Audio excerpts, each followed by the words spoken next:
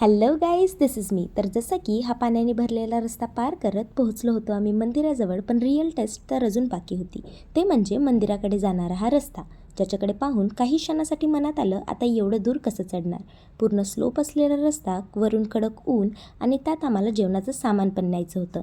आता प्रश्न हा होता की हे सगळं घेऊन वर चढायचं कसं. पण जसं आपल्या जीवनात वर जायचं असेल तर कष्ट घ्यावे लागतात, तसं देवीचं दर्शन घ्यायलाही मेहनत लागते. हेच विचार मनात ठेवत, आजूबाजूच्या हिरव्या नजाराकडे बघत, मित्रांची मजा घेत, माझ्या स्ट्रेंथची टेस्ट करत, ही कॅन डोक्यावर घेऊन मी हळूहळू वर चढत गेले आणि शेवटी मंदिराजवळ पोहोचलो. आणि सगळ्यांची हालत एकदम बघण्यासारखी झालेली, पण तरीही होतं ते म्हणजे मनात समाधान. थोडासा आराम घेतला आणि मग फायनली देवीचं दर्शन घेतलं. त्या दर्शनानंतरची प्रसन्नता अनुभवून समजलं की ती संपूर्ण चढाई नक्कीच वर्थ इट होती. मग सुंदर नजारे पाहिले, शांततेत सर्वांनी एकत्र बसून जेवण केलं आणि आता विचार होता की जितकं वर आलोय तितकं खाली जायचं आहे. हसत खेळत फुल एनर्जीने आम्ही खाली उतरलो. मग रस्त्यात थोडी पाण्यात मजा केली. त्यानंतर आम्ही गेलो वाघेश्वरी देवीच्या मंदिरात. तिथं छान असं दर्शन घेतलं आणि मग पोहोचलो आमचं आजचं फायनल डेस्टिनेशन, ते म्हणजे इच्छापूर.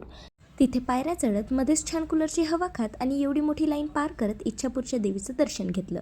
मग मंदिराखाली नवरात्रीमुळे लागलेली यात्रा होती. सगळीकडे भक्ती, उत्साह आणि आनंदाचं वातावरण देखील होतं.